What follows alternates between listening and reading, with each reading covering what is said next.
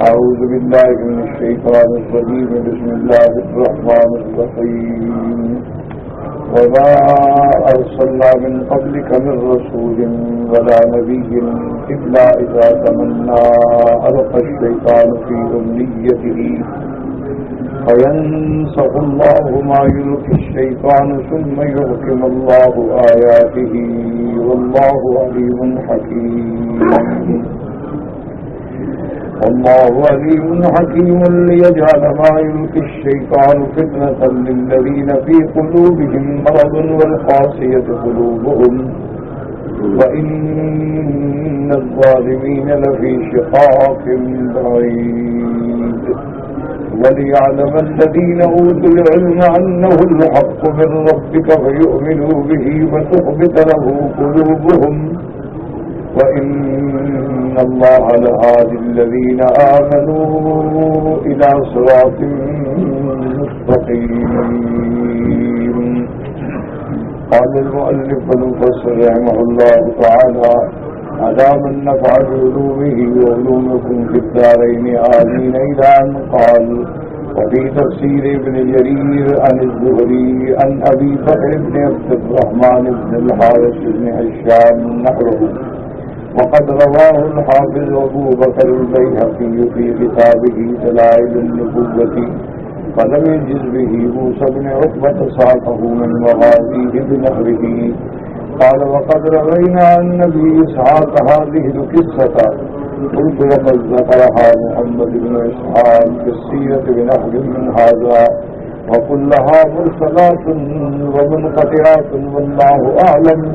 اب مفسر رحمۃ اللہ علیہ فرماتے ہیں کہ یہ قصہ جو ذکر کیا گیا ہے کہ سرکار دو عالم رحمت دو جہاں سیدنا محمد مصطفیٰ صلی اللہ علیہ وسلم سورۃ النجم پڑھ رہے تھے نماز میں، اور آپ نے جب فرمایا فرأیتم اللات والعزیٰ ومناة الثالثة الأخرى وَإِنَّ شَفَاعَتَهَا لَتُرْتَجَى وَإِنَّهَا لَمَعَ الْغَرَانِي كُلُّ الْعُلَا. اب مفسر فرماتے ہیں کہ جتنی روایات اس قصے کے بارے میں آئی ہیں یا تو مرسل ہیں یا منقطع ہیں. اسی لیے میں نے عرض کیا تھا کہ اصل بات تو یہ ہے کہ اس قصے کے بارے میں کوئی صحیح حدیث مبارک مرفوع صحیح متواتر نہیں ملتی. وقد ساق البغوي في تفسيره من كلام ابن عباس ومحمد بن كعب القرظي وغيرهما بنحو من ذلك. ثم سألها هنا سؤالا: كيف وقع مثل هذا مع القسمة المضمونة من الله تعالى لرسوله صلوات الله وسلامه عليه. ثم حكى أجوبة عن الناس من التفى أن الشيطان أوقع في مصابيح المشركين ذلك فتوهموا أنه صدر عن رسول الله صلى الله عليه وسلم وليس كذلك في نفس الأمر بل إنما كان من صنيع الشيطان لا الرسول الرحمن صلى الله عليه وسلم والله أعلم. اب مفسر رحمۃ اللہ علیہ فرماتے ہیں کہ امام بغوی نے بھی اپنی تفسیر میں بحوالہ حضرت ابن عباس اور محمد ابن کعب القرظی یہ واقعہ نقل کیا ہے، لیکن اس میں پھر خود سوال بھی قائم فرمایا ہے کہ کیسے ہو سکتا ہے کہ اللہ کے نبی معصوم کی زبان مبارک میں شیطان کا تسلط کیسے ممکن ہے کہ جس کی عصمت اور جس کی حفاظت کا اللہ نے ذمہ اٹھایا ہوا ہو، تو اللہ کے نبی کی زبان مبارک پر ملعون شیطان کا تسلط جو ہے وہ تو ناممکن ہے، ورنہ تو پھر پورے وحی پر اعتماد ہی ختم ہو جائے گا. اب اس کے بعد فرماتے ہیں کہ پھر انہوں نے خود جواب بھی دیے ہیں. بعد میں فرمایا کہ حضور کی زبان مبارک پر تو یہ کلمات جاری نہیں ہوئے، بلکہ حضور تو سورۃ النجم تلاوت فرما رہے تھے، اور جب آپ نے فرمایا فرأیتم اللات والعزیٰ ومناة الثالثة الأخرى، تو اب شیطان نے مشرکین کے کانوں میں اپنی طرف سے یہ آواز ڈالی کہ انہن لغرانی کلھلا وان شفاعتہن لترتجی.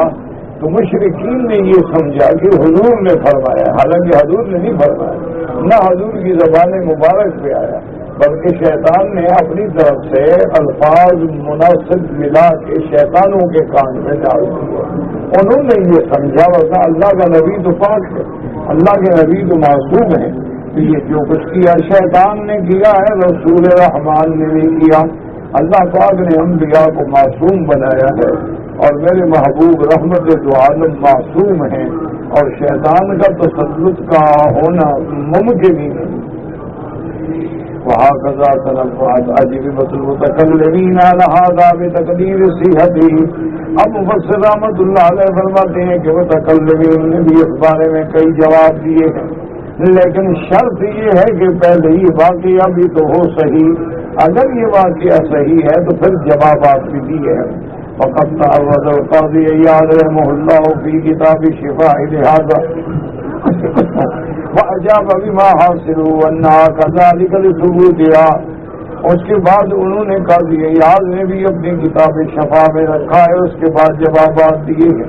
اب اللہ فرماتے ہیں الا اذا تمنا القى الشيطان في امنيته هذا فيه تسلية من الله لرسوله صلوات الله وسلامه عليه أي لا يهيدنك فقد أصاب مثل هذا من قبلك من المرسلين والأنبياء.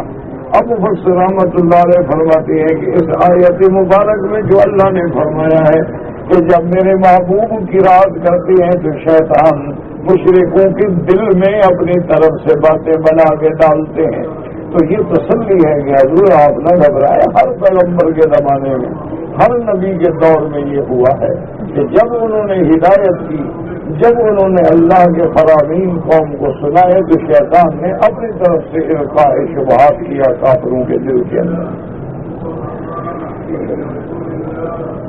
قال البخاری رحمہ اللہ قال ابن عباس فی امنیته اذا حدث لك الشیطان فی حدیثه فیبدل اللہ ما یلقی الشیطان. امنیته کا معنی بعض مفسرین نے فرمایا قراءته جب آپ پڑھتے ہیں، اور بعض مفسرین نے فرمایا کہ جب آپ بات کرتے ہیں تو شیطان ان کے دلوں میں ڈالتے ہیں شبہات. ثم يحكم الله آياته. اللہ پھر اپنے احکام کو تو ثابت کر دیتے ہیں اور شیاطین کے شبہات کو مٹا ڈالتے ہیں. قال علی بن ابی طلحہ نے بعض اذا تمنا لك الشیطان فی امنیته اذا حدث لك الشیطان فی حدیثه.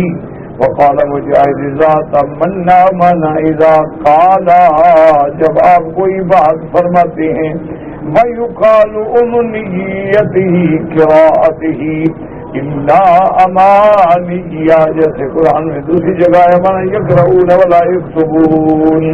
قال البغوي وأكثر المفسرين قالوا معنى قوله تبارك وتعالى تمنى إلا إذا تمنى لك الشيطان في أمنيته تمنى كمن أي تلا وقرأ كتاب الله. جب حضور پاک قرآن پڑھتے ہیں القى الشیطان فی امنیته فی تلاوته. قال الشاعر فی عثمان حين قتل تمنى كتاب الله اول ليلة فآخرها لاقى حمام البقادر. کہ حضرت عثمان بھی تلاوت قرآن پاک فرما رہے تھے تو تمنا وانا تلا.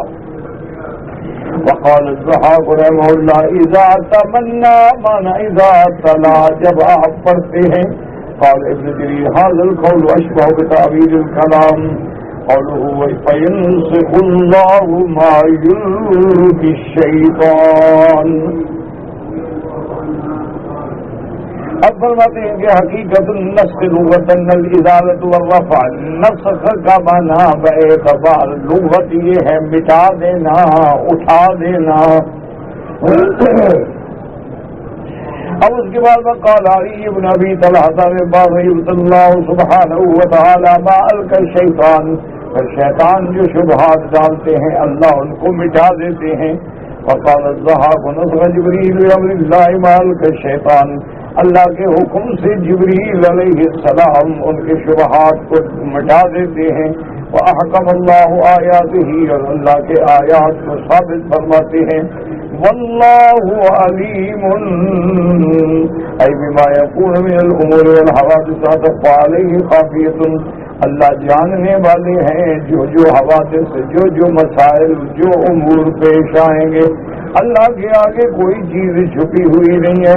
اللہ تبارک و تعالی ذرہ ذرہ کا علم جانتے ہیں۔ ان اللہ قد احاط بكل شیء علما وسع كل شیء علما، اللہ کا علم ہر چیز کو احاطہ کیے ہوئے ہے، کوئی چیز، کوئی ذرہ، کوئی حرکت اللہ کے علم سے باہر نہیں۔ حکیم فی تقدیرہ و خلقہ و امرہ، اور اللہ نے جو فرمایا، جو پیدا فرمایا، جو تقدیر فرمائی، سب حکمت کے مطابق ہے۔ لہ الحکمت التامۃ والحجۃ البالغہ، تمام حکمت کاملہ اسی کے لیے۔ ولہذا قال لیجعل ما یلقی الشیطان، یعنی اللہ چاہتے تو شیطان کو یہ طاقت بھی نہ دیتے کہ وہ شبہات ڈالتا، لیکن بندوں کا امتحان پھر کیسے ہوگا؟ حق و باطل ٹکرائیں گے، صدق و کذب ٹکرائیں گے تو پھر پتہ لگے گا حق کیا ہے اور باطل کیا ہے۔ لیجعل ما یلقی الشیطان فتنة الذین فی قلوبہم مرض، جن کے دلوں کے اندر بیماری ہے، کفر کی بیماری، نفاق کی بیماری، ان کے لیے یہ امتحان ہے۔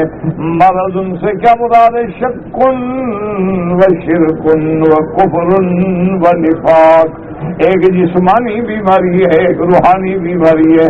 تو سب سے بڑی بیماری کیا ہے؟ شرک ہے۔ سب سے بڑی بیماری کیا ہے؟ اللہ کے آیات میں شک ہے، کفر ہے، نفاق ہے۔ کالمشرکین حین فرحوا بذلک واعتقدوا انہ صحیح من عند اللہ، اور جیسے کہ ان کے لیے یہ بڑا امتحان تھا، جیسے شیطان مشرکین کو خوش کر دیا کہ اللہ کی طرف سے تمہارے بتوں کی تعریف ہے۔ فإنما كان من الشیطان، حالانکہ وہ اللہ کی طرف سے نہیں تھی بلکہ وہ تو شیطان نے شبہ ڈالا تھا۔ قال ابن جریج الذین فی قلوبہم مرض، مرض کا معنی منافقون، جن کے دل میں کفر ہے۔ فرمایا والقاسیۃ قلوبہم، اور جن کے دل شدید ہیں، سیاہ ہو چکے یعنی مشرک ہے۔ وقال مقاتل حیانہم اليہود وَإِنَّ الظَّالِمِينَ لَفِي شِقَاقٍ بَعِيدٍ، أي في ضلال ومخالفة وإناد بعيد، أي بعيد من الحق والصواب۔ یہ یہودی قوم ہے جو گمراہی میں، حق کی مخالفت میں، دشمنی میں اتنے دور جا پڑے ہیں کہ حق سے بہت دور ہو گئے۔ یاد رکھیں شقاق کا معنی ہوتا ہے شک، تو ایک طرف ہے، ایک طرف ہے۔ انبیاء حق پر ہیں اور وہ باطل، جیسے فرماتے ہیں وَمَن يُشَاقِقِ الرَّسُولَ مِن بَعْدِ مَا تَبَيَّنَ لَهُ الْهُدَىٰ وَيَتَّبِعْ غَيْرَ سَبِيلِ الْمُؤْمِنِينَ نُوَلِّهِ مَا تَوَلَّىٰ وَنُصْلِهِ جَهَنَّمَ، کہ جس نے رسول پاک سے یہ شقاق مانا کہ میرا محبوب ایک طرف ہے اور یہ ایک طرف ہے، اس لیے فرماتے ہیں وَلِيَعْلَمَ الَّذِينَ أُوتُوا الْعِلْمَ أَنَّهُ الْحَقُّ مِن رَّبِّكَ فَيُؤْمِنُوا بِهِ، تاکہ اللہ ظاہر فرما دیتے ہیں، ورنہ اللہ تو سب جانتے ہیں، لوگوں پہ بھی ظاہر ہو جائے کہ جو ایمان والے ہیں وہ اللہ کی ہر آیت پہ ایمان رکھتے ہیں، لیکن متشابہات کو محکمات کی روشنی میں دیکھتے ہیں۔ لیکن جن کے دلوں میں بیماری ہے، کفر ہے، شک ہے، شرک ہے، نفاق، اما الذین فی قلوبہم زیغ فیتبعون ما تشابہ منہ ابتغاء الفتنہ، جن کے دلوں میں کجی ہے، میل ہے، نفاق ہے، بیماری ہے، وہ آیات متشابہات کو پکڑ کے خود بھی دھوکہ کھاتے ہیں، لوگوں کو بھی دھوکہ دیتے ہیں۔ وَلِيَعْلَمَ الَّذِينَ أُوتُوا الْعِلْمَ النَّافِعَ الَّذِينَ يُفَرِّقُونَ بِهِ بَيْنَ الْحَقِّ وَالْبَاطِلِ وَالْمُؤْمِنُونَ بِاللَّهِ وَرَسُولِهِ أَنَّمَا أَوْحَيْنَاهُ إِلَيْكَ هُوَ الْحَقُّ مِن رَّبِّكَ الَّذِي أَنزَلَهُ بِعِلْمِهِ وَحِفْظِهِ وَحَرَسِهِ يَقْتَرَ بِهِ وَغَيْرُهُ بَلْ هُوَ كِتَابٌ عَزِيزٌ، اور جو ایمان والے ہیں جن کو اللہ نے علم نافع دیا ہے وہ حق و باطل میں فرق کرتے ہیں، اور جو اللہ کے رسول پہ ایمان لاتے ہیں ان کا ایمان ہے کہ جو اللہ نے ہمارے نبی پہ اتارا ہے وہ حق ہے، اور وہ محفوظ ہے، اس میں کوئی کسی قسم کی زیادتی یا کمی یا نقصان نہیں ہو سکتا۔ اللہ تبارک و تعالیٰ نے حراست کا انتظام فرمایا ہے، اس میں کوئی اختلاط نہیں کر سکتا، اللہ کے کلام میں کوئی جھوٹ نہیں ملا سکتا۔ بل ہوا کتاب العزیز، وہ اللہ کی کتاب ہے، اور اللہ کی کتاب جو ہے ہر چیز پہ غالب ہے۔ لا یأتیہ الباطل من بین یدیہ ولا من خلفہ تنزیل من حکیم حمید۔ اللہ کے قرآن میں کوئی آگے سے پیچھے سے جنات، کوئی شیاطین کسی قسم کی حذف و زیادتی نہیں کر سکتے ہیں۔ اور مومن جب سنتے ہیں قرآن تو فَيُؤْمِنُوا بِهِ، ایمان لاتے ہیں، اس کی تصدیق کرتے ہیں۔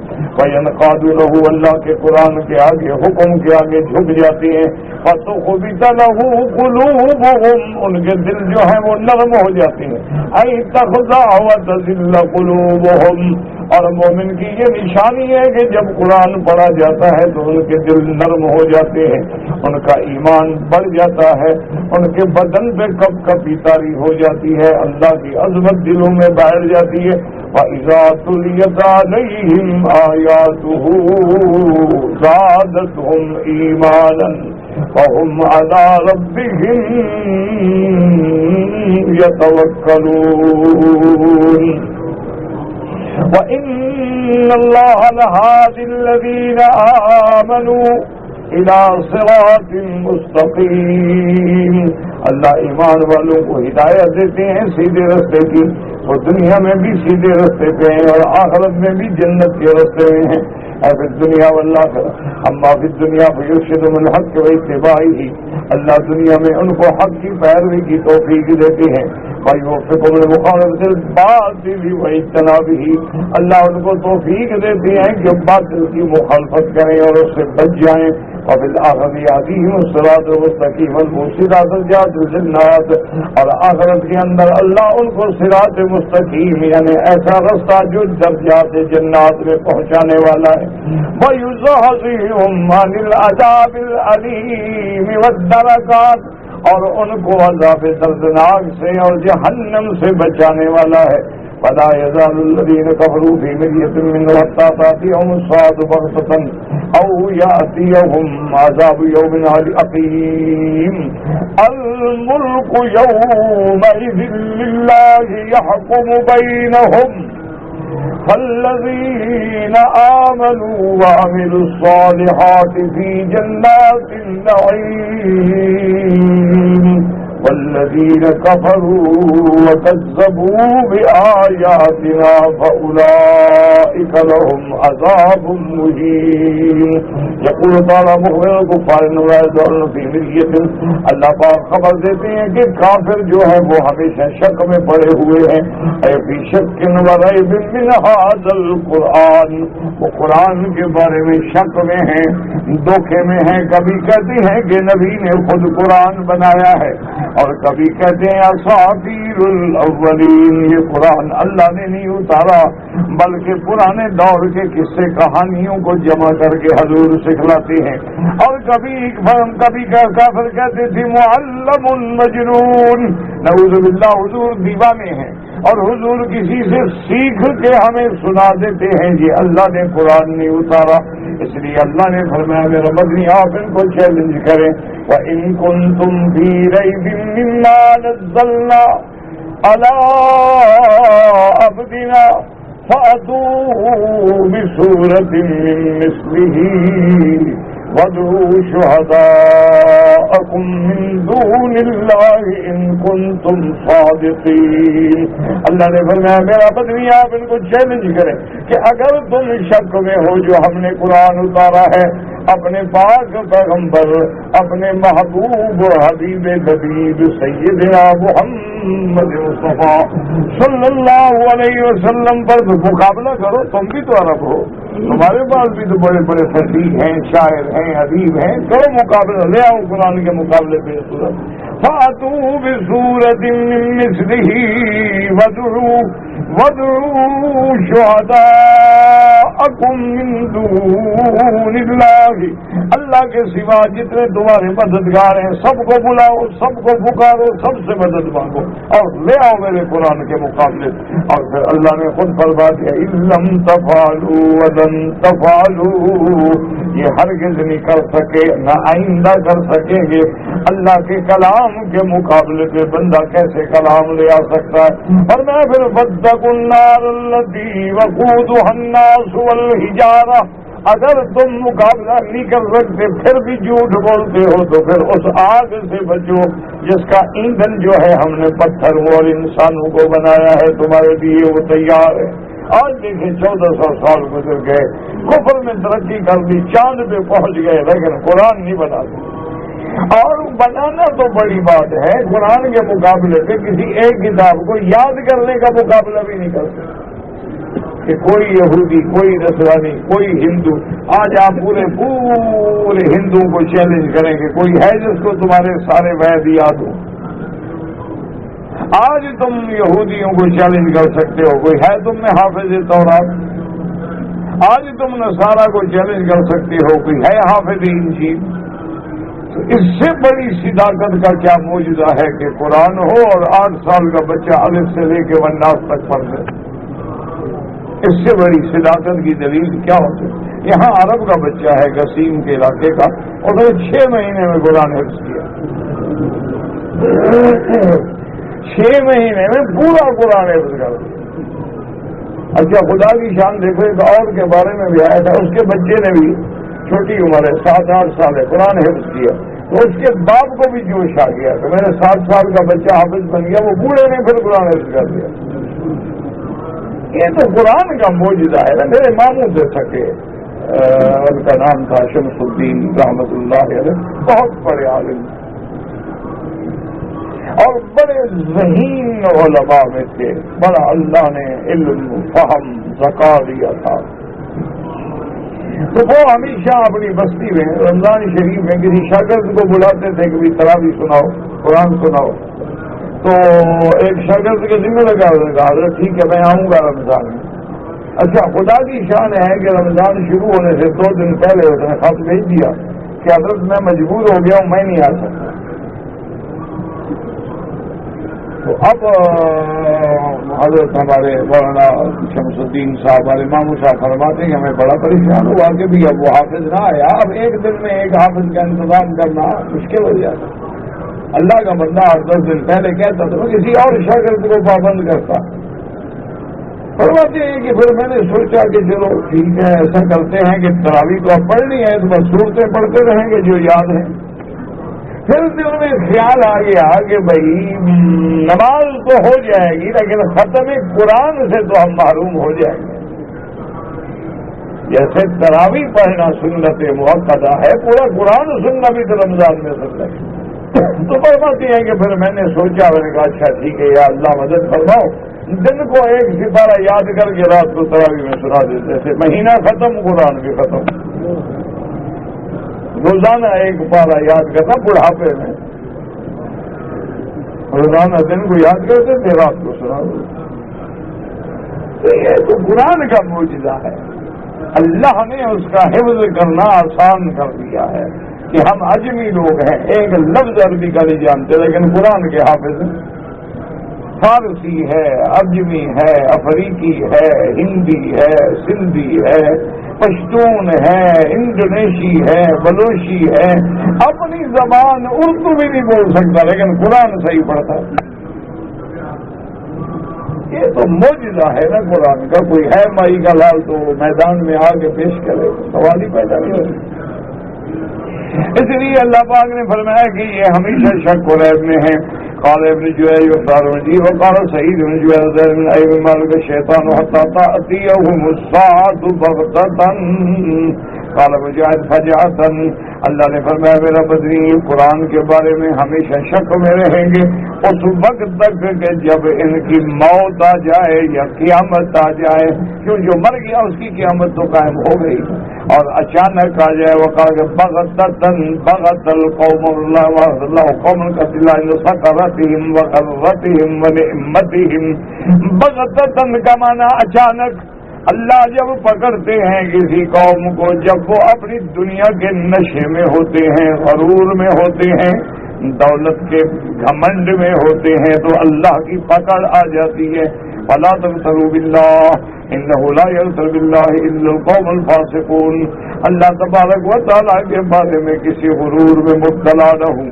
او یاتیہم عذاب یوم عقیم، یا پھر ان پر عذاب آئے گا ایک ایسے دن کا جس میں کوئی خیر نہیں ہوگی. اصل میں عقیم کہتے ہیں ایسی عورت جس کا بچہ پیدا نہ ہو، جس میں قرآن فرماتا ہے یہب لمن یشاء اناثا ویہب لمن یشاء الذکور او یزوجہم ذکرانا واناثا. اللہ نے فرمایا کہ بندہ چاہے تو بچے دے، چاہے لڑکی دے، چاہے جوڑے دے، چاہے تو بالکل بانج بنا دے. تو حکیم مانا بانج، یعنی جس سے کسی قسم کی خیر کی توقع ہی نہ ہو. تو ایسا دن ہوگا عذاب کا کہ ان کے لیے کوئی خیر نہیں ہوگی. قال مجاہد قال ابی ابن کعب هو یوم بدر، جیسے بدر کے دن اللہ نے ان کو پکڑا ہے. وقد قال مجاہد واکرمہ سعید بن جبیر وقتادہ وغیر واحد واختاره ابن جریر. قال اکرمہ مجاہد فی روایت هو یوم القیامت، یعنی قیامت کا دن لا لیل له، جس کی رات نہیں ہوگی. وقد قال الضحاك والحسن البصري وهذا القول هو الصحيح وإن كان يوم بدر من جملة ما أوعدوا به لكن هذا هو المراد. اب مفسر فرماتا ہے کہ اللہ نے جو فرمایا یاتیہم عذاب یوم، اس سے مراد قیامت کا دن. گو بدر کا دن بھی ہو سکتا ہے، لیکن صحیح بات وہی ہے کہ قیامت کا دن ہے جس کی رات نہیں ہوگی. وقد قال الضحاك والحسن البصري وهذا القول هو الصحيح. الملك يومئذ لله يحكم بينهم. جیسے اللہ فرماتے کہ آج صرف اللہ کا حکم ہوگا. اللہ کا حکم تو ہر وقت ہے، لیکن قیامت میں کوئی عارضی حکم چلانے والا بھی نہیں ہوگا، کوئی عارضی دعویٰ کرنے والا بھی نہیں ہوگا کہ میں بادشاہ، میں حاکم، میرا ملک. اس دن تو کسی کا بھی کچھ نہیں.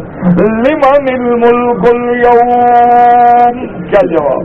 اللہ خود جواب دیں گے للہ الواحد القہار. جیسے قرآن کہتا ہے مالک یوم الدین، قیامت کے دن کے مالک یوم الجزا. الملک یومئذ الحق للرحمن وقال یوما للکافرین عسیرا. وہ کافروں کے لیے بڑا سخت دن ہوگا. اب اللہ فرماتے میرے محبوب آپ اعلان فرما دیں فالذین آمنوا وعملوا الصالحات، جو ایمان لائے، جنہوں نے دل سے تصدیق کی، جنہوں نے اچھے عمل فرمائے، ان کے لیے جنت کے باغ ہیں. اے آمنت قلوبہم وصدقوا باللہ ورسولہ وعملوا بما بمقتضى ما علموا وتوافق قلوبہم واقوالهم واعمالهم. کیا مانا آمنت قلوبہم، جن کے دل ایمان لائے اور جنہوں نے اللہ کے رسول کے فرمان کی تصدیق کی. کیا مانا؟ یعنی عمل کیا جو اللہ کے قرآن سے پڑھا ہے، ان کے دل بھی، اقوال بھی، اعمال بھی موافق ہیں. یہ نہیں کہ زبان پہ کچھ ہو دل میں کچھ ہو. ہاں بالکل، دل میں بھی ایمان ہے، زبان پر بھی ایمان ہے. اللہ ان کو کہاں بھیجیں گے؟ فی جنات النعیم، ایسے باغوں میں جو نعمتوں کے ہمیشہ رہنے والے. لهم النعیم المقیم الذی لا یحول ولا یزول ولا یبید.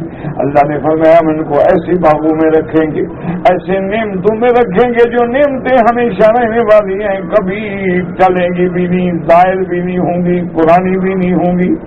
والذین کفروا وکذبوا بآیاتنا فاولئک لهم عذاب مہین. والذین کفروا وکذبوا ای کفرت قلوبہم بالحق، جن کے دل کے اندر کفر ہے، انکار ہے. وکذبوا به، اور تکذیب کرتے ہیں. وخالفوا الرسل، اور پیغمبروں کی مخالفت کرتے ہیں. واستکبروا عن اتباعہم، اور اعراض کرتے ہیں پیغمبروں کی اتباع سے، ان کو پھر قیامت میں کیا ملے گا؟ فرمایا فَأُولَٰئِكَ لَهُمْ عَذَابٌ مُّهِينٌ، ان کے لیے عذاب ہوگا اہانت والا۔ جیسے دنیا میں اکڑتے تھے، دنیا میں بڑے بنتے تھے، آج اسی طرح ذلیل ہوں گے قیامت میں۔ مقابل استقبال ہوئی ہے اللہ کا قولی تبارک و تعالی ان الذین یستکبرون عن عبادتی سیدخلون جہنم داخرین، آج جو اعراض کرتے ہیں میری عبادت سے، اللہ ان کو داخل کریں گے جہنم میں ذلیل ہو کر۔ آج جو اکڑتے ہیں اور آج جو تکبر کرتے ہیں، یہ ذلیل ہو کے قیامت والے دن جہنم میں داخل کیے جائیں گے۔ اللہم اجرنا من النار، اللہم اجرنا من النار، اللہم ارزقنا الفردوس الاعلی برحمتک یا ارحم۔ کہتے ہیں کہ آپ یورپ کے لیے کب روانہ ہوں گے؟ اللہ کے ہاتھ میں ہے، جب اللہ چاہیں گے تو سفر ہوگا۔ ویسے عام طور پہ بالکل جولائی کے آخر میں اور اگست کے اول میں تقریباً عام طور پر انہی دنوں میں چونکہ ختم نبوت کی کانفرنسیں ہوتی ہیں تو تقریباً اگر اللہ کو منظور ہے تو اسی طرح، اور اللہ کو منظور نہیں، پچھلے سال نہیں جا سکے، اللہ کی مرضی ہے۔ کہتے ہیں کہ اگر کسی نے کسی کافر سے پیسے لیے تھے اور دنیا میں ادا نہیں کیے، وہ کافر بھی مر گیا، مسلمان بھی مر گیا، تو اس سے بدلہ بالکل بدلہ لیا جائے گا۔ یہ تھوڑا ہے کہ کافر کے پیسے کھا جاؤ۔ حقوق العباد تو حقوق العباد ہے، کافر کا ہو یا مسلمان کا۔ اللہ تبارک و تعالیٰ بدوں کا حق معاف نہیں، اس کے پیسے کھا جاؤ۔ اور کافر کا حق ہے یا مسلمان کا، آپ کو دینا ہوگا۔ کہتے ہیں جی کہ میں نے 3 عمرے کیے ہیں اور تینوں عمروں میں میں نے اپنے سر پہ اس طرح پھروایا ہے، اب میرا ارادہ ہے کہ چوتھا عمرہ کروں، لیکن میرے سر پہ دانے نکل آئے ہیں تو نہ کریں۔ نفلی عبادت ہے، کوئی فرض تو ہے نہیں، نہ فرض ہے نہ واجب ہے، ایک نفلی عبادت ہے، اللہ توفیق دے کر لو، نہ دے نہ صحیح، کوئی ضروری نہیں اس میں طواف کرو، طواف زیادہ افضل۔ کیونکہ یاد رکھیں کہ طواف میں کسی امام کا اختلاف نہیں ہے، کیونکہ اللہ کے قرآن میں حکم ہے کہ وَلْيَطَّوَّفُوا بِالْبَيْتِ الْعَتِيقِ، لیکن عمرے میں اختلاف ہے۔ اب امام احمد بن حنبل رحمۃ اللہ علیہ فرماتے ہیں کہ اپنے ملک سے جب آدمی آتا ہے تو میقات پہ آ کے احرام باندھ کے عمرہ کرے، لیکن جب مکے میں آ گیا عمرہ کر لیا تو اب مزید عمرے کی ضرورت نہیں۔ ہاں اب اللہ اس کو مدینہ منورہ لے جاتا ہے اور پھر مدینے سے واپسی بھی مکے آنے کا ارادہ ہے تو پھر احرام باندھے میقات ہے۔ باقی ان کے نزدیک مسجد عائشہ سے یا جعرانہ سے نفلی عمرے کرنا بلا کسی عذر یا ضرورت کے جائز ہی نہیں، لیکن طواف میں کوئی اختلاف نہیں کہ جتنی دیر آپ عمرے میں لگاتے ہیں، مثلا عمرہ کرنے جاتے ہیں آپ کے 2 گھنٹے لگتے ہیں، تو 2 گھنٹے اگر آپ طواف کرتے رہیں تو وہ سارے ائمہ کے نزدیک عمرے سے افضل، کیونکہ عمرے میں آپ کعبے سے باہر جائیں گے، طواف میں کعبے کے اندر رہیں تو وہاں آپ کا وقت باہر گزرے گا، یہاں اندر گزرے گا، تو اس لیے عمرہ کرنا ضروری نہیں ہے۔ لیکن اگر آپ عمرہ کریں گے تو پھر احتیاط کے ساتھ اپنے سر پہ اس طرح پھروائیں تاکہ آپ کے وہ دانے بھی متاثر نہ ہوں اور تعمیل حکم بھی ہو جائے۔ کہتے ہیں جی کہ دنیاوی تعلیم اور دین سے زیادہ لگاؤ نہ ہونے کی صورت میں کہ ہم نے دنیاوی تعلیم حاصل کی لیکن دینی تعلیم حاصل نہ کر سکے، اس کی وجہ سے میرے افکار و خیالات پہ دہریت اور شیوعیت کا غلبہ ہے، میرا ضمیر بھی بار بار تنگ کرتا ہے کہ میں ایسے غلط خیالات کیوں رکھتا ہوں، لیکن پھر بھی وہ خیالات میرے دماغوں میں رہتے ہیں. اس کی وجہ آپ نے خود لکھی ہے نا، دینی دنیاوی تعلیم. اور یہی وجہ ہے کہ آج کل ہمارا نوجوان جو اسلامی تعلیم بھی حاصل کرتا ہے وہ کرتا ہے یونیورسٹیوں میں یا کالجوں میں، آکسفورڈ میں، ہارورڈ میں اور برکلے میں، اسی طرح فونیکس میں. تو وہاں جو ہمیں لٹریچر ملتا ہے وہ تو کافروں کا لکھا ہوا ہے، چاہے اسلام کے بارے میں بھی ہو. رائٹر جو ہے وہ تو کافر ہے. اس کا نتیجہ یہ نکلتا ہے کہ اسلام کے بنیادی عقائد بھی ہمارے دماغوں میں نہیں بیٹھتے. اس کا علاج کیا ہے؟ اس کا بڑا آسان علاج ہے کہ آپ دین کی تعلیم کسی صحیح عالم کی خدمت میں بیٹھ کے حاصل کریں اور کچھ نہ کریں. صرف روزانہ آدھے گھنٹے کے لیے ان کے پاس جا کے 1-2 آیات قرآن کا ترجمہ پڑھتے رہیں. انشاءاللہ 10, 15, 20 دن، مہینے کے اندر جب قرآن پڑھو گے نا جی، تو یہ ایک ایسا جلاب چلے گا کہ سارا گند نکل جائے گا انشاءاللہ. بس علماء کی صحبت اختیار کرو، صالحین اور اولیاء اللہ کی صحبت اختیار کرو. جب آدمی اہل اللہ کی صحبت میں بیٹھتا ہے نا، اللہ کی رحمت سے ہدایت ملتی. اور یہ ہدایت کی دلیل ہے کہ آپ کا ضمیر آپ کو اندر سے چیلنج کر رہا ہے کہ آپ غلطی پہ ہیں. آپ فائدہ اٹھائیں، کسی عالم کی صحبت میں بیٹھیں اور ساری کتابیں اپنے ارد گرد جو ہیں وہ اسلام کی رکھیں. مثلا آسان تفسیر ہے معرف القرآن اردو میں، بڑی آسان ہے، سہل ہے اور پڑھنا سمجھنا بھی مشکل نہیں ہے. آپ روزانہ ایسا کریں کہ کم از کم 1 صفحہ قرآن کا تفسیر کے ساتھ پڑھیں، لیکن اس کو بار بار پڑھیں، 1 دفعہ نہیں، کم از کم 10 دفعہ پڑھیں. تو انشاءاللہ جب آپ ایک قرآن کا 1 پارہ پڑھیں گے نا، جب حق کی چوٹ پڑے گی نا تو باطل خود بخود بھاگ جائے. کہتے ہیں جی کہ اگر بینک سے گاڑی قسطوں پہ لی جائے، میں نے کہا تھا سمجھا بھی تو کرو نا. ایک ہے جو ہمارے ملک میں لیزنگ پہ گاڑیاں مل رہی ہیں، وہ بالکل ناجائز، خالص حرام ہے. ایک طریقہ یہ ہے جیسے عرب میں کرتے ہیں کہ مثلا میں نے گاڑی خریدنی ہے، مثال کے طور پہ ایک گاڑی مرسڈیز ہے، اس کی قیمت 1.5 لاکھ ریال ہے، میں خریدنا چاہتا ہوں. میں بینک کو اپلائی کروں گا تو بینک وہ گاڑی خود خریدے گا، اپنے نام، کاغذ بھی بینک کے نام، گاڑی بھی بینک کے نام، قبضہ بھی بینک کا ہوگا. اب وہ مجھے کہے گا کہ جی یہ گاڑی آ گئی ہے، آپ کتنے میں خریدتے ہیں؟ یہ آپ بتائیں. انہوں نے کہا جی ہم آپ کو دیں گے 1,80,000، لیکن پیسے ہم آپ سے لیں گے 2 سال میں. اب 2 سال میں اکٹھے دے دو یا قسطیں بنا لو. تو اس طرح لینا جو ہے وہ جائز، کیونکہ انہوں نے گاڑی خرید لی ہے 1.5 لاکھ میں، ہمیں 1,80,000 میں بیچ دی ہے. اسی طرح جیسے سارے بازار میں سودا بک رہا ہے کہ تم 10 روپے میں خریدتے ہو، 12 میں بیچ رہے ہو، تو یہ حرام نہیں ہوتا. ایک ہے کہ ہم بینک کو کہتے ہیں کہ ہمیں 1.5 لاکھ ریال قرضہ دیں، وہ کہتے ہیں جی لے لیں، لیکن ہم آپ سے 1,80,000 ریال لیں گے قسطوں میں، پھر ہم یہ پیسے لے کے جا کے گاڑی خریدتے ہیں. یہ تو سود ہے. اس لیے ہمیشہ یاد رکھیں. اسی طرح مکانات کا ہے، اگر ہم پیسہ لیتے ہیں مکان بنانے کے لیے تو حرام ہے.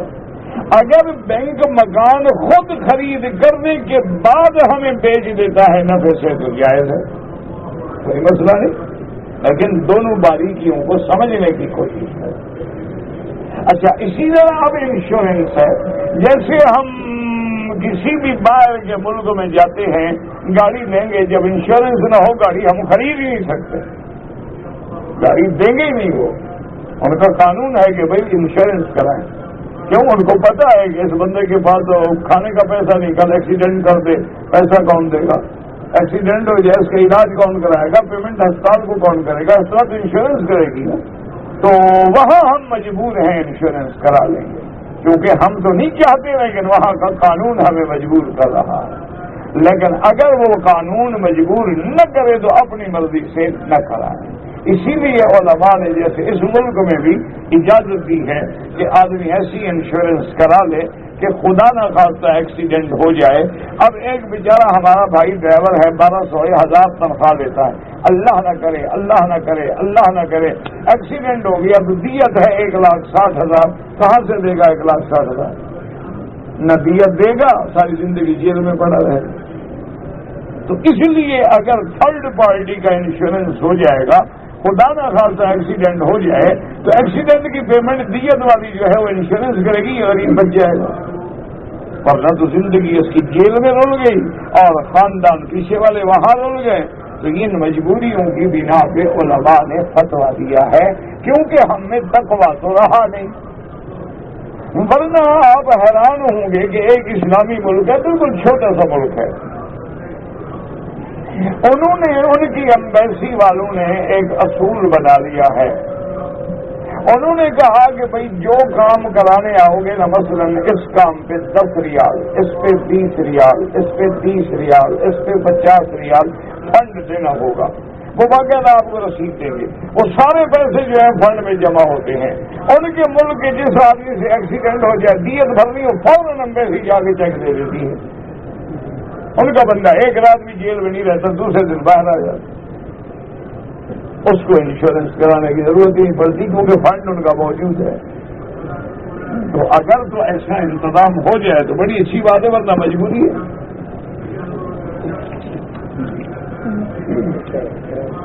اگر اللہ پاک ہمیں حضور کے روضہ مبارک پہ حاضری نصیب کریں تو جب روضہ مقدس پہ مواجہہ شریف میں جائیں گے تو وہاں پڑھیں گے الصلاۃ والسلام علیک یا رسول اللہ, الصلاۃ والسلام علیک یا حبیب اللہ, الصلاۃ والسلام علیک یا خیر خلق اللہ, یا جو بھی یاد ہو, یا خاتم النبیین رحمت للعالمین ابی القاسم صلی اللہ علیہ وسلم.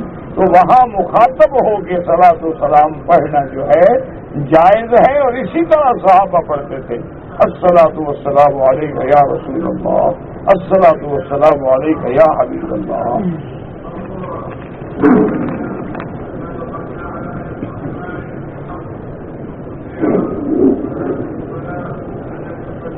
یہ درود قرآن حدیث میں نہیں ہے کہ اعلیٰ محی سنت شیخ محمد حبیب اور فلاں, تو یہ کو لوگوں کا لکھا ہوا ہوگا, نہ قرآن میں نہ حدیث میں.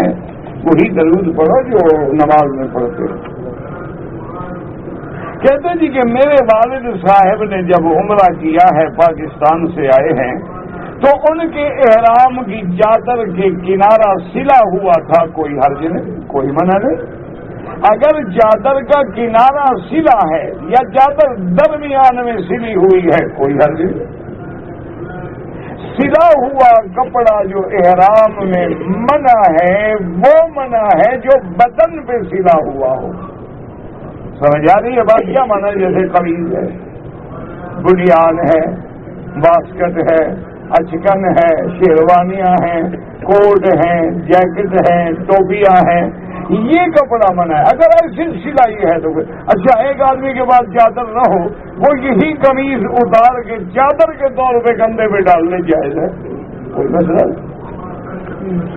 ایک آدمی نے بینک سے پیسہ لیا سود پر, اپنے ماں کو باپ کو حج کرایا, حج تو ان کا انشاءاللہ ہو جائے گا, گناہ اور لعنت تو تم پہ ہوگی, ان کا کیا قصور ہے؟ ان کا حج تو انشاءاللہ ہو گیا. لیکن جو تم نے سود لیا ہے وہ اللہ کی لعنت ہے. توبہ کرو, استغفار کرو, آئندہ ایسی کبھی حرکت نہ کرو. اگر ایک حائض والی عورت جو ہے وہ عمرے میں حرم میں داخل ہو گئی, کیا مانا؟ داخل ہو کے نکل گئی تو کوئی بات نہیں. اگر داخل ہونے کا معنی یہ ہے کہ حیض کی حالت میں اس نے طواف بھی کیا, صفا مروہ بھی دوڑی, عمرہ پورا کر لیا, تو ایک دم بھی ادا کرے اور توبہ بھی کرے کہ پلید حالت میں خدا کے گھر میں آئی. اگر ایک آدمی آیا تھا عمرے کے ویزے پہ, واپس نہیں کیا, حج کر لیا, حج تو ہو جائے گا, لیکن قانون اسلام کی مخالفت کرنا اچھا نہیں ہے.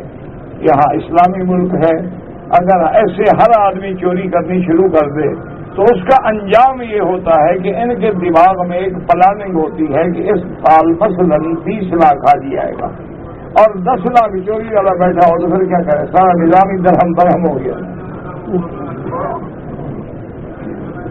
ان کی ایک پلاننگ ہے کہ خیمے کتنے ہوں گے، ٹریفک کتنا ہوگا، گاڑی کتنی ہوگی، سودا کتنا ہوگا، پانی کتنا ہوگا، اور کس روڈ سے ہم نے کتنی گاڑیاں پاس آن کر 1 لاکھ تو چوری والا آدمی نکلا ہے جس کا نہ ریکارڈ ہے، نہ آگا ہے، نہ پیچھا ہے.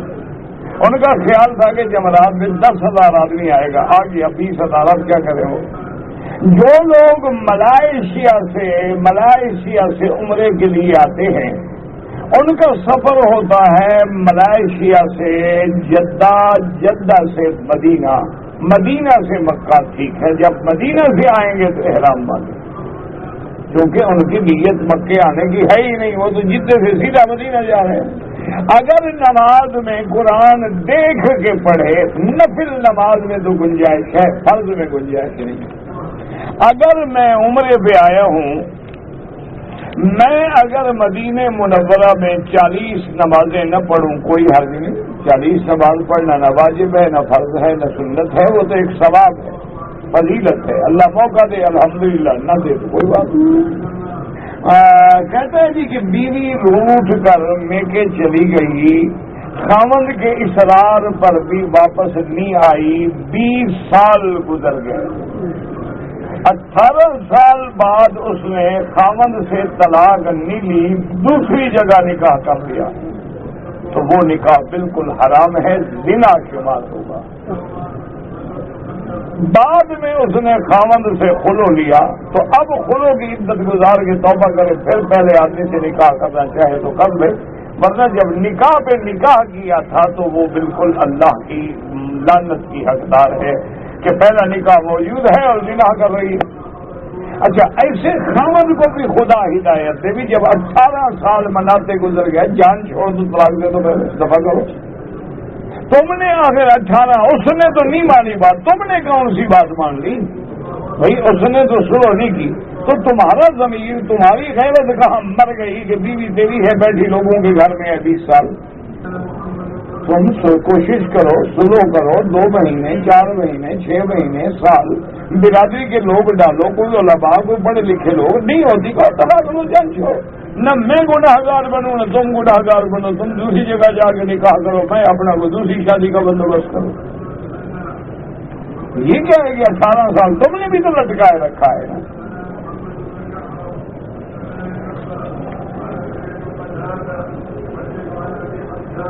اگر عمرہ کرنا ہو مکے میں رہتے ہوئے تو لازم بات ہے کہ ہمیں حد حرم کے باہر جانا ہوگا. بالکل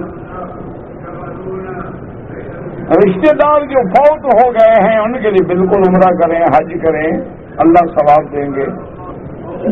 پاکستان سے تو میں عمرے کی نیت سے آیا تھا، لیکن احرام کی چادریں جو ہے نا وہ سامان میں چلی گئی. تم تو جہاز میں آ گئے نا، دم پڑ گئی جناب. آئے عمرہ کرنے تھے، چادریں جہاز والوں کو دے دی تھی. 2 چادریں تم بغل میں نہیں رکھ سکتے تھے، ایک شاپر میں رکھ لیتے، کیا فرق؟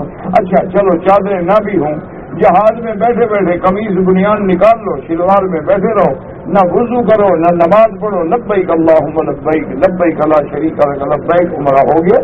جب جدے اترو تو چادریں باندھ لو، بس کوئی مسئلہ.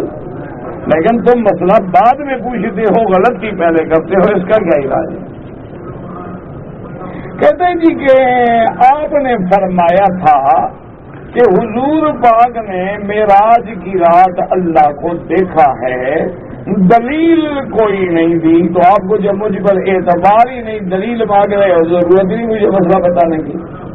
مسئلے کا تو معنی یہی ہوتا ہے کہ اس سے پوچھو جس پر اعتبار ہو، اور جب وہ بات کرے تو مان جاؤ. اگر دلیلیں مانگنی ہے تو پھر لے آؤ، آگے کتاب کھولو، پڑھو ہمارے پاس بیٹھ کے،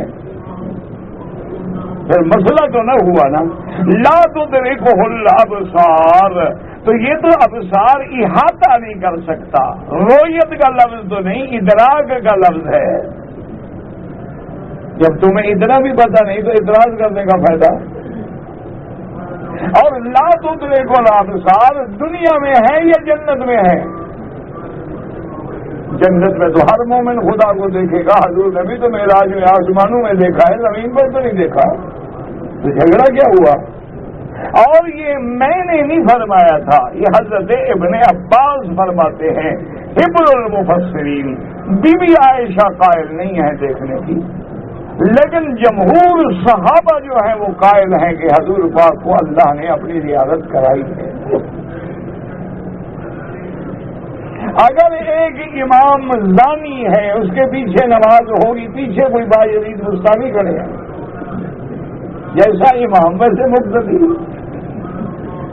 تو نا جب امام میرا محبوب محمد مصطفیٰ تھا تو مقتدی بھی تو ابو بکر عمر عثمان علی تھا نا. اب اگر مقتدی تمہارے جیسے ہیں تو امام بھی تو پھر مولوی مکی جیسا ہوگا. یہ تو قدرتی بات ہے نا میرا بھائی. باقی یہ ہے کہ اگر کوئی آدمی معروف ہے زنا میں, فاسق فاجر ہے, ایسے بندے کو امام نہ بناؤ. امام وہ ہونا چاہیے جو متقی ہو, امام وہ ہونا چاہیے جو قرآن و سنت کا عالم ہو, امام وہ ہونا چاہیے جو قرآن کا قاری ہو, امام وہ ہونا چاہیے جس پر لوگوں کی نظر عزت و عظمت کی پڑے, نہ کہ دل میں کراہت ہو کہ یار یہ شرابی ہمارا امام کھڑا ہے, دیکھو زانی ہے, لوگوں کے گھر زنا کرتا ہے, امام بنا ہوا ہے. تو ایسے آدمی کو امام کبھی نہ بنائے. دنیاوی معاملے میں کسی کو شک کسی بات پہ ہو تو کیا کرنا چاہیے؟ شک مٹانے کی کوشش کرے. دنیاوی باتوں میں کیا ہے, وہ تو ہوتا رہتا ہے دنیاوی باتوں میں. انسان مرنے کے بعد 40 قدم گننا جائز ہے؟ یہ تو بدعتیں ہیں, یہ تو بدعات لوگوں نے گھڑی ہوئی ہے. 40 قدم آگے لے جاؤ, 40 قدم پیچھے لے جاؤ, پھر 40 قدم آگے لے جاؤ, اسی میں رکھو, قبر تک جانے ہی نہ دو. عجیب لوگ ہیں, مسئلے کھڑے ہوئے ہیں اپنے, بس کیا کرے یار. کہتے جی کہ قانون ہے کہ کوئی ملازم ایک مالک کی نوکری چھوڑ کے دوسری کی نوکری کرے تو اس پر بین لگا دیتے ہیں. کیا یہ اسلام میں جائز ہے؟ یہ اسلام میں جائز ہے کہ تم ویزا لے کے 2 سال کا کنٹریکٹ کر رہے ہو, 6 مہینے کے بعد بےایمانی کر رہے ہو, یہ جائز ہے؟ یہ کیسے جائز ہے؟ پھر ایسے لوگوں کا علاج کیسے کیا جائے؟ وہ حل تم مجھے بتا دو تو قانون ہم بدلوا دیں. تم جب آتے ہو تو وہاں سے تو جو مرضی آئے دستخط کروا لینا. سفید کاغذ پہ 20 دستخط کروا دو, تیار ہے, چاہے اگلا طلاق لے کے بیوی کو بھی بھیج دے. اچھا, وہاں سے آتے ہیں, کہتے ہیں جناب بالکل جی 600 پہ بھی کام کریں گے, 800 پہ بھی ہے. سبحان اللہ جی, مکہ مدینہ تو ملے گا نا. جب یہاں آتے ہیں سنتے ہیں یار یہ تو 1200 کما رہا ہے, وہ 1800 کما رہا ہے, کہتے یار مجھے بھی کوئی جگہ ڈھونڈ دو, دفع کرو, میں چھوڑتا ہوں اس کو. یہ تو آنے کے وقت سوچو نا کہ بھائی مجھے یہ تنخواہ وعدہ نہیں کھاتی, میں نہیں آتا, میں آؤں گا اس شرائط پہ آؤں. ایک دفعہ میرے ایک دوست کے ویزے نکلائے, موٹروں کے مکینک وغیرہ کے, ڈینٹل پینٹر کے, 8-10 ویزے تھے. اس نے مجھے کہا جی آپ کے کوئی دوست ہوں تو بلا لیں. تو ایک لڑکا ہوتا تھا احمد گل شرکیہ کا, اس نے کبھی میری گاڑی چلائی تھی اور بڑا اچھا مکینک تھا. تو مجھے خیال آیا, میں نے کہا یار اس نے ہماری خدمت کی تھی تو اس کا بھلا ہو جائے. اب میں نے ادھر ادھر سے ٹیلی فون نمبر ڈھونڈا, پتہ لگا کہ وہ صادقآباد میں ورک شاپ کرتا ہے, نمبر مل گیا, اس کو میں نے بلایا. میں نے کہا یار ویزے ملے ہیں ایک دوست کے اور آنا چاہوں تو تنخواہ پر بھی وہ راضی ہے اور حصے پہ کام کرو تب بھی وہ راضی ہے. تو اس نے کہا مکی صاحب آپ کا حکم ہو تو میں کل آ جاتا ہوں, اور آپ کا حکم نہ ہو تو یہاں میں 5000 روپے روز کماتا ہوں, وہاں مجھے کیا ملے گا؟ میں نے کہا حضرت میری ورک شاپ ہے, 20 آدمی میرے پاس کام کرتے ہیں, اللہ کا شکر ہے یہاں میرا نام ہے, لوگ دور دور سے گاڑیاں بنوانے کے لیے آتے ہیں, 5000 6000 5000 6000 میں روز میں کماتا ہوں. تو وہاں مجھے کتنی تنخواہ دے دیں گے؟ 2000 دے دے گا, پھر کتنی بچے گا؟ 30,000 روپے. یہاں تو 5000 روز میں کما رہا ہوں, 1.5 لاکھ مہینے میں کماتا ہوں. اگر آپ کا حکم ہے میں سب چھوڑ کے کل حاضر ہوں. آپ کا مشورہ ہے تو مہربانی کر کے مجھے معاف کر دے, میں نہیں آتا. میں نے کہا میں تو بڑا خوش ہوں کہ تیر مار رہا تھا کہ تمہیں ویزے دلوا رہا ہوں, تم وہاں خوش ہو تو اچھی بات ہے, مت آؤ, مجھے کیا ہے, میں نے تو ایسے نیکی کرنے کا سوچا تھا، اچھا ہوا کہ میری گلے سے جان چھوٹ گئی۔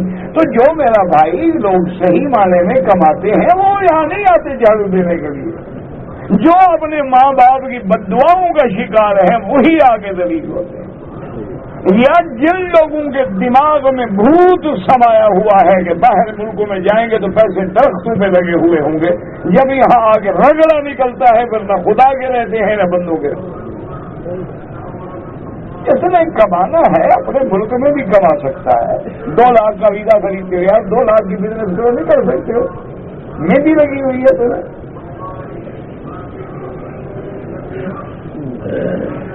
اگر ایک لڑکی کی منگنی ہو گئی، وہ کسی دوسرے کے ساتھ بھاگ گئی تو بہرحال بھاگ جانا تو بری بات ہے، والدین کے بغیر اس کا نکاح نہیں ہوگا، لیکن تم نے منگنی زبردستی کی ہوگی نا، پھر وہ بھاگتی نہ تو کیا کرتی؟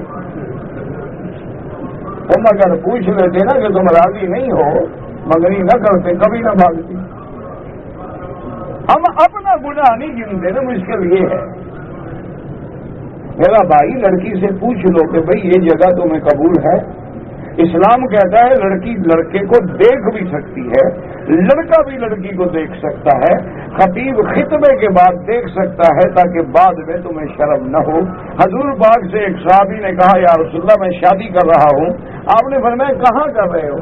اس نے کہا انصار کے فلاں قبیلے میں شادی کر رہا ہوں۔ حضور نے فرمایا میں نے سنا ہے کہ اس قبیلے کی لڑکیوں کی آنکھوں میں کوئی نقص ہوتا ہے، تو تم پہلے اچھی طرح تسلی کر لو، ایسا نہ ہو کہ بعد میں تمہیں دل میں دکھ پیدا ہو۔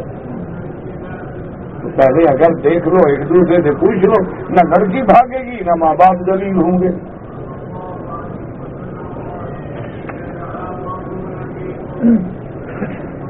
یہ فتاوا جتنے ہیں نا جی دارالفتاء سے جا کے لیا کریں، جو بڑے بڑے عالمی فتاوا ہوں نا، وہ بڑے علماء کا کام ہے۔ اگر کسی نے مسجد عائشہ سے احرام باندھ کے عمرہ کیا انشاءاللہ عمرہ تو ہو جائے گا، لیکن میقات کا عمرہ کہاں اور یہ کہاں؟ میری بیوی ایام حیض میں ہے تو جتنے دن عادت ہے وہ پورے کرے۔ ایک آدمی کو احرام عمرے کا باندھ لیا، خارش ہونے پہ بدن کو کھجا لیا، کچھ بھی نہیں ہوتا۔ چاچی کا دودھ ہے، تمہیں سمجھ نہیں آتا تو میں کیا کروں۔ ایک آدمی سے لیے تھے سود پر، وہ تو مر گیا ہے، اس کی اولاد ہے، اس کی اولاد کو اصل قرضہ چکانے کے تم ذمہ دار ہو۔ ان کے پاس چند آدمی لے جاؤ کہ وہ سود معاف کر دیں، اپنے باپ کو عذاب سے بچائیں، اصل قرضہ لے لیں۔ میرا بچہ قرآن پڑھ رہا ہے، اللہ سب کے بچوں کو حافظ بنائے، عالم بنائے، صالح بنائے، والدین کے لیے قرۃ عین بنائے اور نافرمانیوں سے بچائے۔ کہتا جی تبلیغ کرنا جو ہے 40 دن کے لیے نہیں، تم 40 دن کے لیے گانا سیکھو، ہم خواتین کی تبلیغ کرو گے، کیا فائدہ؟ کیا خیال ہے؟ اللہ کے بندے دین کی تبلیغ ہے تو اللہ کا حکم ہے کہ تبلیغ کرو، امر بالمعروف کرو، نہی عن المنکر کرو، کنتم خیر امۃ اخرجت للناس تأمرون بالمعروف وتنہون عن المنکر۔ یہ تو قرآن کا حکم ہے، اس میں مسئلے پوچھنے کی کیا ضرورت ہے بھائی؟ ہر آدمی کے ذمے ہے تواصوا بالحق وتواصوا بالصبر، اس کے بغیر تو بندے کا ایمان ہی کامل نہیں ہوتا۔ الا الذین آمنوا وعملوا الصالحات، جو لوگ ایمان لائے عمل اچھے کیے، تواصوا بالحق کے ایک دوسرے کو حق کی وصیت کرتے ہیں، صبر کی وصیت کرتے، تو اگر نہ کرے تو مانا ایمان پورا نہ ہوا۔ اسی لیے قرآن کہتا ہے کہ تم بہتر امت ہو، کیوں کہ لوگوں کو بھلائی کا امر کرو اور برائی سے روکو۔ اللہ نے اپنے نبی کو کیا حکم دیا؟ بلغ ما انزل الیک من ربک، جو ہم نے اتارا ہے تبلیغ کرو۔ حضور نے اپنی امت کو کیا حکم دیا؟ بلغوا عنی ولو آیۃ، تمہیں ایک آیت بھی آتی ہے تو آگے تبلیغ کرو۔ ربنا تقبل منا انک انت السمیع العلیم وتب علینا انک انت التواب الرحیم۔ یا حی یا قیوم یا ذا الجلال والاکرام، یا حی یا قیوم یا ذا الجلال والاکرام، یا حی یا قیوم یا ذا الجلال والاکرام۔ اللهم اصلحنا واصلح بنا واصلح اولادنا واولاد المسلمین۔ اللهم اصلح بناتنا وبنات المسلمين، اللهم اصلح ذرياتنا وذريات المسلمين، اللهم اجعلني واجعلهم من عبادك الصالحين الراشدين الفائزين الناجحين برحمتك يا